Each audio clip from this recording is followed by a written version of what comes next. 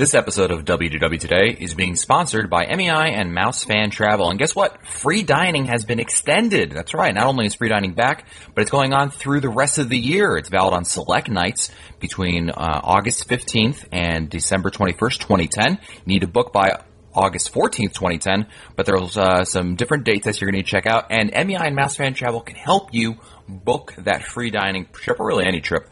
But if you're interested in free dining for the rest of 2010, go over to mousefantravel.com, check out the details, contact one of their travel agents, and they'll be able to get back to you right away and get your next trip planned. Try out mousefantravel.com. This is Walt Disney World Today. Give us 5 minutes and we'll give you the world.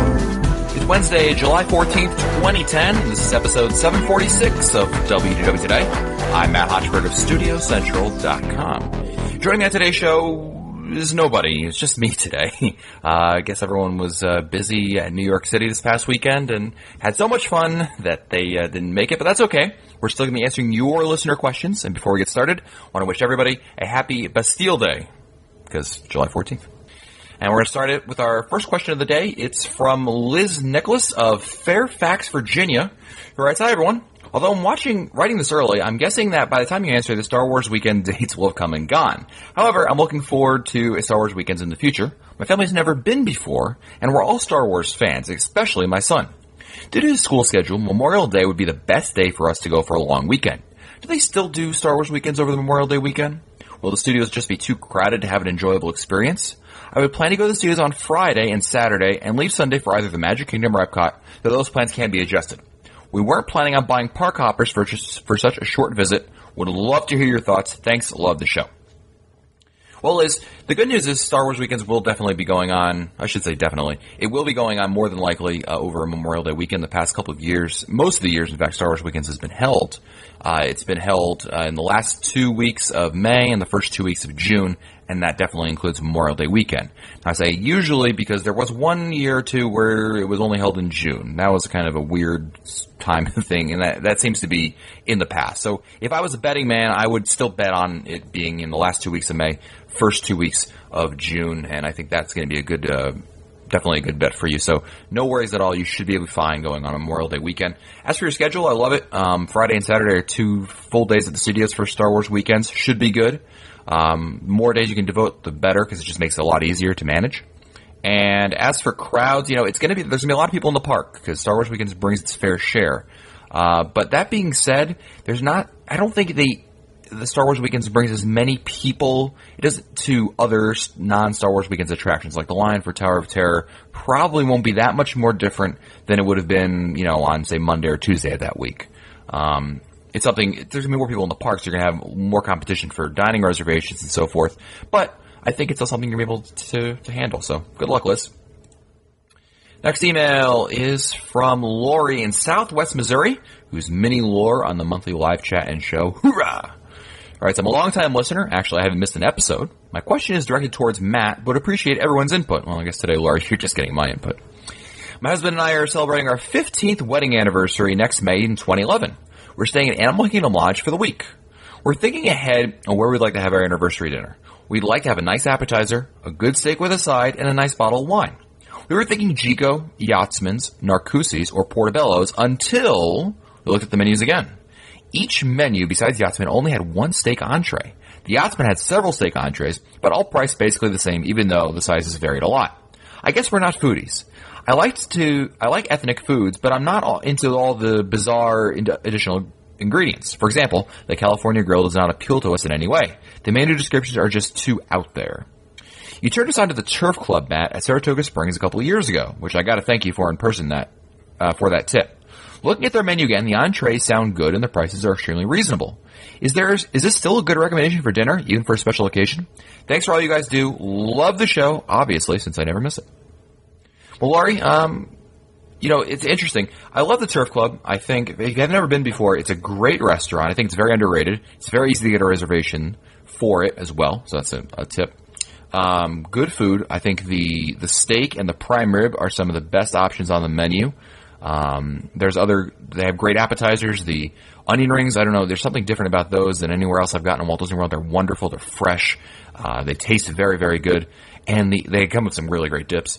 I've also mentioned the Saratoga Lager, which is a special beer they have there, and also they have something, I don't know if I think we mentioned it, but I haven't really highlighted. They have a special blackberry lemonade, which is really good, really, really good. I know that if Mike Newell was here, he would talk all about it because he loves it, and it's definitely something to check out if you're any kind of lemonade fan at all. For a special occasion, Turf Club, I would say, is a good option. I like it. It's easy to get a reservation for. The one bad thing about the Turf Club is their service is always slow. I've gone there probably half a dozen times at this point, and every single time, no matter how slow or how busy it is, the service is slow. I don't know why. So it's good if you want to have a conversation or you want to have time to yourselves. It's great because your server only comes by once in a blue moon, because for some reason it just takes them forever to serve over there. But that being said, the food is really good. One thing, Portobello, as you mentioned, is one of your options. I really don't like Portobello's. I ate there with my wife a couple of years ago now, and we went there for free. So we had a gift card that we got there, and we went there for free, and we hated it. And it's one thing if you get there for free and you hated it. Slow service, not great food, and very expensive. So I would knock that one off the list. The only other one, Yachtsman, we've talked about it on the podcast before. It's been hit or miss. Sometimes you'll go there and you'll have a great meal. And other times you go there and it's just not so great. And the problem with that is that it's expensive. It's kind of hard to justify that. Narcoossee's is a great option. I know that in the unofficial guide, Narcoossee's gets great reviews. So that's definitely something you might want to consider. And Chico is a personal favorite of mine. I think it's got great atmosphere. They're only open for dinner, but they've got great options over there. I really like going there for dinner. If you've been to the Turf Club before, which you have, and you haven't been to Chico, I would say go to Chico. If you've been to all the restaurants before, then that's a little different. But it sounds like you've definitely been to Turf Club before. But I would decide, for me, based on your list, I would say either Chico or Narcoossee's. Yachtsman, if you're feeling dangerous, just because of that up and down weird thing that some restaurants do, and Yachtsman's one of them. It's just, for some reason, one person will go there and have a great meal, next person goes there and has a terrible meal. It's weird. I'm not sure why. So definitely choose between Chico or Narcoossee's. Maybe make Turf Club, and because the prices I think are so reasonable over there, just make it another nice dinner you guys can have. Make it 2 honeymoon dinners. Why not? Or anniversary dinners. Thank you, Lori. Next email is from Claire and Michelle in Milwaukee, Wisconsin. Dear Dr. The Magic Elixir, Funk Master 3000, Photoshop Man, Miss Fabulous, and the leader of Team Hotchberg. We're heading to Walt Disney World for 7 days in June. And are taking the Magical Express from the airport. We've been on many tour buses, and sometimes one side of the bus seems to get a lot more awesome sights than the other side. One question is what, if any, Disney sights can you see from the airport to Pop Century, and which side of the bus would be better to be on? Wow. That's a question I don't think we've ever gotten before. Looking at, most buses take 417 Highway to Walt Disney World from the airport.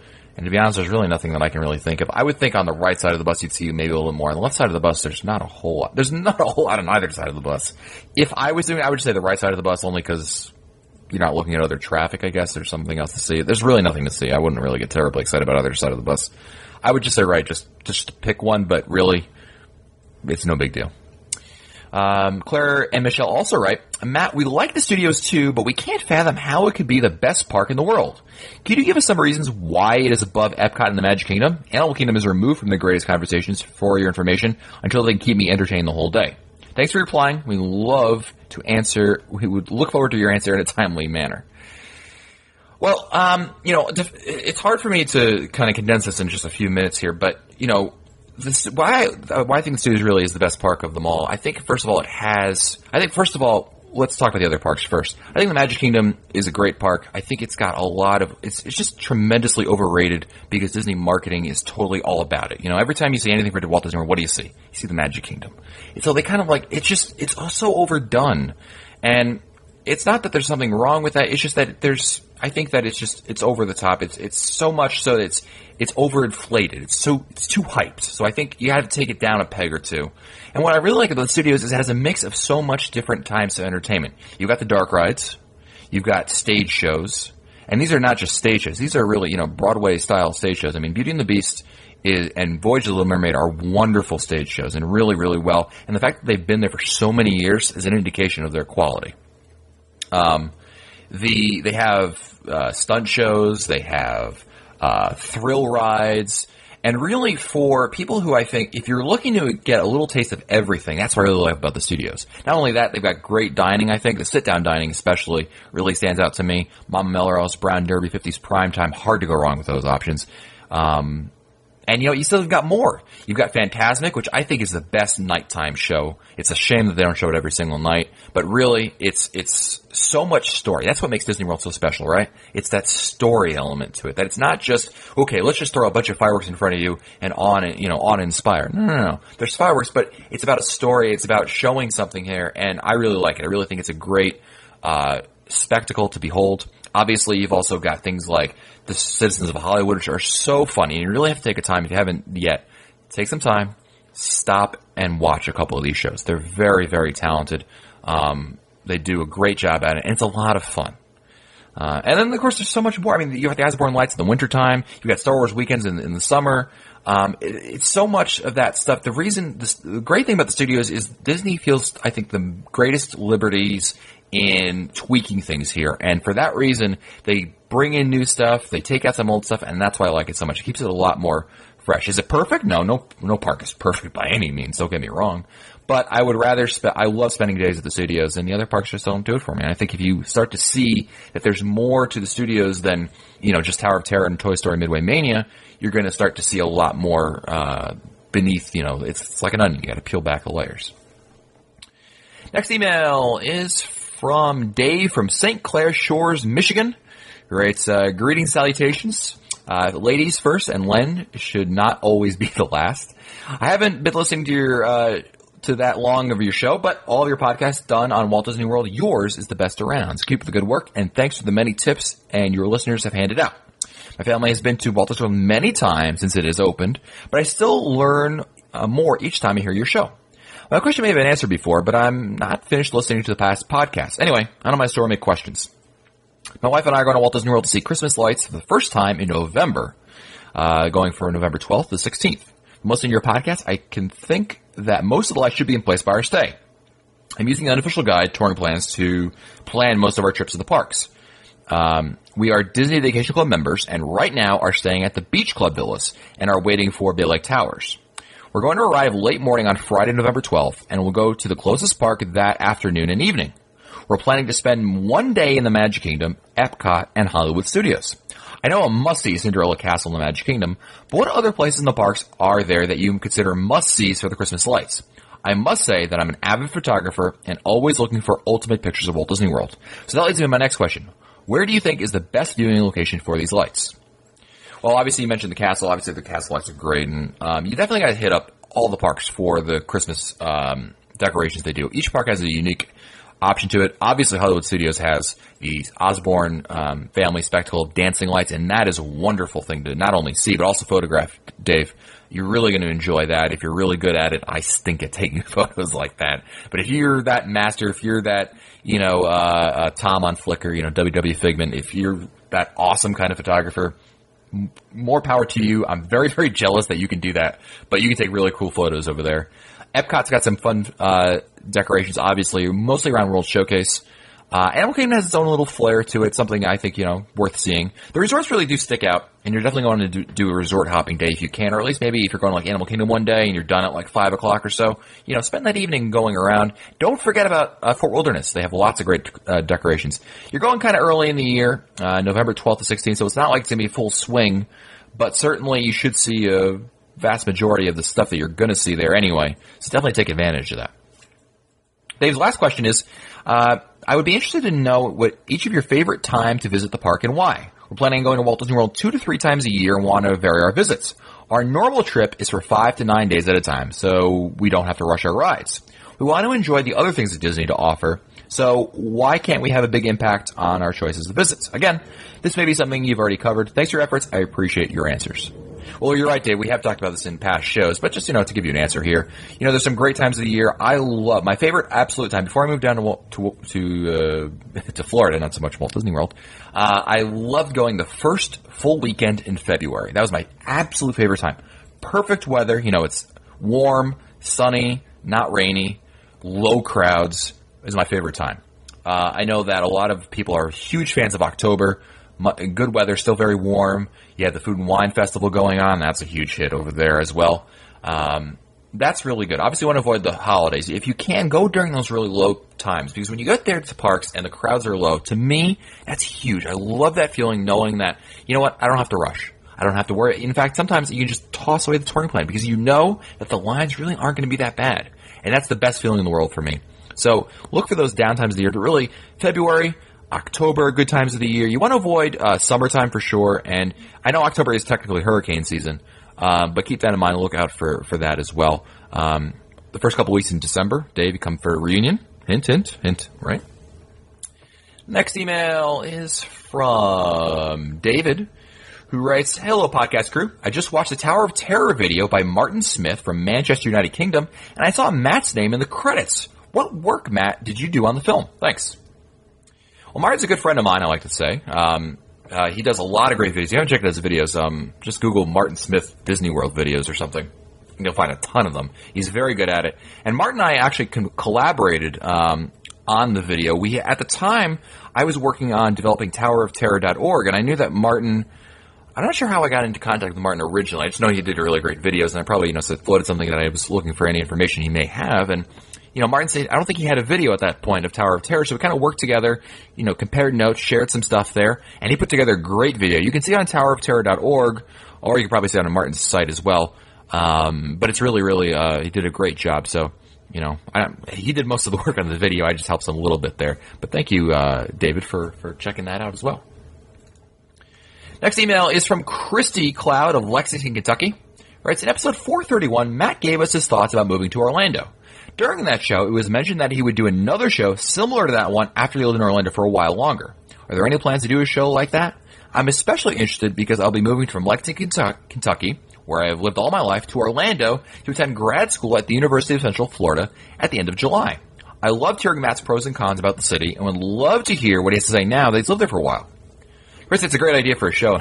No one else shows up for any shows soon. Maybe we'll have to do that as well. Moving to Orlando, I've told people this many, many, many times, people who've been thinking about it or whatever. I said it's the best decision, really, that we made, my wife and I, to move down here. Obviously, the weather's great. I mean, summertime it's hot, but okay, whatever. You just hibernate indoors for a while and enjoy the other, 6 months of beautiful weather that we have here. We've been very lucky that our jobs have worked out for the most part here. And, I love what I do. We bought a house down here. We've been here I should preface this all by saying that we've been living here since January 2008. So it's been almost 3 years, 2.5 years at this point. Bought a house, love it, great area. We really lucked out with the housing market because it really went down, which is bad for sellers, great for us. We got, some government benefits from that. So we did very well with that. I love being down here because if you're a Disney World fan, let's put this in perspective. If you're a fan of Walt Disney World and you come down here a couple times a year, to be able to live down here gives you such a different perspective on the whole thing because you get to do so many more things that we never would have done before we moved down here. We just didn't have time. We didn't have the patience. We didn't have not so much the desire, but it's just, when you're down here on your trips, we didn't usually come down here for like 2 weeks or something like that. We'd be down here for, these trips, and we'd be doing all these different things, and we just never had time for all the little things. And that's what I love about it. Being able to come down here and, when I'm done with work, and say, hey, let's go, let's see what I can make a reservation for dinner on Disney World property and just go there. Or maybe I'm meeting, one of the listeners in the parks and getting a chance to not only, spend some time with the listeners to get to know each other and maybe ride something together. That's what makes it so much fun for me. And I think that if you really have gone to Disney for so many years and you're at the point where you're coming multiple times per year, it makes a lot of sense. Other than that, we've been discovering, what's fun about anywhere you move, really. Discovering new restaurants that we love, and we found some great places. Being in Florida is also great because you get such access to so many different things. Cruises, I love going on cruises, and being in Florida, you have to worry about airfare. You can do last-minute cruises. You can do there's so many destinations, so many things to do in this state that we love it so much. There's obviously some negatives to living down here, but, that goes with anywhere. So maybe Christina will have to do a show sometime soon about that. Next email is from Melinda. We plan on attending Star Wars weekends. My boys, ages 6 and 5, and my husband are huge Star Wars fans. I've printed out the touring plans for Star Wars weekends. Are there any tips you can give us to make the most out of the weekend? I want this to be a great day for my boys. Our plan as of now is to only attend on Saturday, which I notice is extra magic hours in the morning for Hollywood Studios. And we're staying at All-Star Music. My plan is to take total advantage of those hours, hoping by getting in early, that will help with the Star Wars happenings. Well, Melinda, the key to Star Wars weekends, I always say, there's two things you got to do. One, you got to arrive early. Make sure you're there way early in the morning, especially if you want to get celebrity autographs. If you want an autograph from any of the celebrities, you got to show up there probably, I would say, 6:30, 7 a.m. at the latest. You really got to be there with a lot of time ahead of time. Second, I know you only say you're going on one day, but you know what? If you can, make it 2-3 days. Star Wars weekends is 3 days for a reason. It makes it so much easier on yourself if you can spread things out a little bit and not see it over more than one day. Even if you just do 2 days, it makes seeing everything so much more easy on everybody, and it just makes the whole planning thing very, very much more manageable. So if you can, those are the two biggest tips. Otherwise, I would direct you really, Melinda, to StudioCentral.com, where we have a Star Wars Weekend section. You can find lots of helpful information there, and that should help you out. Next email is from Adrian from Antioch, Illinois. All right, so I'm having difficulty picking which day to tour Hollywood Studios for our upcoming vacation. This would be for the day only. We will not stay and see Fantasmic on either of these days. Can you please tell me which of these following days you think would be the best or the worst? All right, so here are the 2 days. One is it's a Fantasmic night, so there is Fantasmic going on. This day has an extra magic hour morning in the Magic Kingdom and an extra magic hour evening at Epcot, and should draw some of the people away, I hope. And the day before, Wednesday, was an extra magic hour morning for Hollywood Studios, and the day after, Friday, is another extra magic hour morning for Hollywood Studios plus Fantasmic. Saturday, the next day, the other option is not a Fantasmic night, therefore less crowds. The day before, Friday, is an extra magic hour morning for Hollywood Studios and a Fantasmic night and a Star Wars Weekends day. But the day after Sunday is a Fantasmic night. But it is a Star Wars Weekend Saturday, and they say Saturday is the most crowded day. So which is the best, Fantasmic Day or the Saturday Star Wars Day? Well, first of all, so they're debating between a Thursday and a Saturday. That's a great question, because when I was first reading the Thursday option and there was a day, Fantasmic the next day, I would say, ooh, that'd definitely go for that day, actually. I'm going to say the Thursday, and this is why. It is a Fantasmic night, and that usually makes it a lot more crowded, and it will be more crowded. Star Wars Weekend's crowds draw a lot of people there, and it's going to be more people in the park, and I think it's going to, if you're not interested in that, there's no point really in, going out of your way for that. The thing with the Fantasmic night is typically those people start to, even though the park's going to be more crowded overall, I would think if you're looking at it as a whole, people start coming to the park really in the afternoon and evening to catch Fantasmic as opposed to spending the whole day over there. They may do that. There's going to be a lot of people there. But I think with a good touring plan, you'll be better off on that day just because you don't have to worry about the whole Star Wars Weekends aspect. Assuming, of course, you're not interested in Star Wars Weekend stuff. So good luck to you, Adrian. Next email is from Brett in New Hampshire, cousin Mickey doesn't talk about on the boards, and the cousin Mickey doesn't talk about.blogspot.com. I was traveling recently, didn't have internet for a week. Before the flight home, I was able to download 3 episodes of the podcast. One of the questions in the listener questions was a little boring, so I used the 2 times speed that the iPhone iPod Touch 3.0 software supports. I'm from New England, so I never really noticed that Matt talks fast. Most people up here talk fast, so I'm used to it. However, when I kicked in the 2 times speed, Matt was talking so fast the software couldn't catch all of his words and skipped a bunch of them. Not only that, but everyone else sounded as fast as Matt is normally, and I could hear them fine. Has Matt ever inquired about becoming the new spokesman for Micro Machines? Brett, I get the joke, because he had to have been there in the 80s or 90s when they had those Micro Machine commercials, but man, Brett, there's so many people who don't know that reference at all, but always appreciate your emails. Thank you, Brett. Next email is from Michael Utesh of Moore, Oklahoma. My fiance and I are going to our honeymoon in 2 weeks soon. Oops.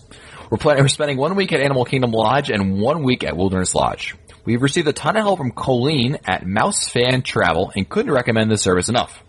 We are going to commit heresy and leave the world for 1 day of the honeymoon. We're going to head to SeaWorld for the day. What's the best way to get to SeaWorld from Wilderness Lodge? I'd like to mention that the last question I submitted was answered in just 2 weeks, so let's hope that this one does that as well. Well, Michael, 1 out of 2 ain't bad, right? It's 50%. If you're going from Wilderness Lodge, I'm assuming you have a car. Don't think you mentioned a rental car. obviously, if you don't have a car, you're taking a cab, and that's the only way to get there. If you have a rental car, the best way to go from Wilderness Lodge is you're going to come out of Wilderness Lodge, and you're going to get to this traffic light over there where Contemporary is on your right and Polynesian is ahead of you. You're going to make a left. You're going to drive down that road, and that's going to lead you past the Magic Kingdom entrance over there, and take you this road where you're going to pass on your left Osprey Ridge golf course where they're building the new Four Seasons Hotel, and then the next stoplight's going to be there's going to be a traffic signal, and you're going to make a right, and you're going to take that right over to you're going to go past the Port Orleans resorts, and you're going to take that all the way down until you get to, I forget what the word, I think it's Buena Vista Drive, or it's not World Drive, I'm pretty sure it's Buena Vista Drive. Anyway, you're going to see signs for 536 and I-4. That's what you're looking for, really. Just follow those signs. You really can't miss that. Anyway, you're going to hop on. You're make a right at that stop light. Then you'll see the sign right there to hop on 536 to get to I-4. You take I-4, get on I-536, get on I-4 eastbound, I-4 eastbound, and that'll bring you right to SeaWorld. There's signs after you get off the highway. I don't think you can miss it. Next email is from... Who is our next email from? It's from Bruce from Brooklyn. In episode 700, there was a discussion about the former attractions in Fantasyland. You spoke about 20,000 Leagues Under the Sea. Matt mentioned if you still want to go on this ride, you can visit Disneyland. Wrong. While the sub-ride in Disneyland still exists and is operational, and generally the same experience like its Disney World counterpart, this was not a mythical voyage of the Nautilus, captained by Captain Nemo. Their attraction was simply called Submarine Voyage. Walt Disney did the mythical Nautilus and as his subs, but General Dynamics, the ride sponsor who built the real submarines for the U.S. Navy, balked and built a Polaris-type sub for Disney. And yes, Walt Disney did proclaim he commanded the world's 8th largest submarine fleet, but that only included Disneyland, as he never lived to see Disney World submarine attraction built. Well, thanks, Bruce. I mean, I appreciate the correction. Certainly, don't get everything right here. I wasn't aware, actually, that the attraction in Disneyland was any different than the one we had at Disney World. I thought they were just clones of each other, but that's good to know. I learned something today. Thank you, Bruce. I think it's going to be time for probably our last question of the day. It's from Chip Chipperson. It's actually Chris C. from Patchogue, who writes, until very recently, you guys rarely spoke about Celebration, the town. First off, I think the small pizza joint there, Upper Crust, is actually very good. Being from New York, I like to think that I have a pretty good idea of what good pizza is. That's good to know, Chip. Chris. Chris, I've seen that restaurant many times. I don't think I've ever stopped there for pizza. But you know what? Based on your recommendation now, I'm going to go check that out. He writes, secondly, I can't for the life of me understand why you don't discuss the Celebration Hotel more often. This is one of the nicest hotels around and always priced at moderate levels for a deluxe-type hotel. Maybe it's good you don't because I feel like it's a hidden gem. You're absolutely right about that, Chris. The Celebration Hotel is a great hotel. I forget who owns it. There's a group that owns it. They actually have the same hotel. There's one in Savannah, Georgia. It's not the same hotel. It's just the same owners. It's actually a very, very nice hotel. Very nicely decorated. Great rooms, great amenities. It's so good that my parents actually stayed there one time, and my parents hate all hotels that they stay at. They were never happy with it. And my mother proclaimed that it was the best bed she ever slept on in her life. So for what that's worth, it's definitely worth checking out. The rates are very good. You can always usually find a good rate on like mousesavers.com. The one thing I have to add about it is that like in the summertime, usually around August or September, it's usually all closed. The entire hotel is closed because the Tampa Bay Buccaneers use it for their training camp. Don't ask me why they all stay there, but they do. So that for that one time of the year, you can't stay there. But really, it's a great option. And Celebration in general is a wonderful option. If you get the opportunity, if you have a rental car, go check it out one time. I think you're really going to enjoy it. Lots to see and do. They're great restaurants, very nicely priced also, might I add. After a couple of days at Disney World, you'll welcome the prices you'll see over there. Well, that's it for us today. I want to thank our sponsor, MEI and Mouse Fan Travel. And again, free dining has been extended all the way to from August 15th to December 21st. And if you book by August 14th, you'll be able to lock in that free dining package, and it's free. That's right. Check them out. There's lots of options and different things going on there. So give MEI and Mouse Fan Travel a call. Let them figure out what's the best option for you. Just go to www.mousefantravel.com. I want to also remind all of our listeners, that's you, that next Sunday, July 18th, that's just a couple days from now, is our next live show, 8 o'clock p.m. Eastern Time. All the details on www.com. If you want to find our older episodes, read our show notes, or send us your comments, you can, of course, visit the WDW website at wdwtoday.com. For Len Heston, Mike Sopa, and Mike Newell, I'm Matt Hochberg. We'll see you on the next show. Stupid Judy, stupid energy. This has been a production of Mouse World Radio.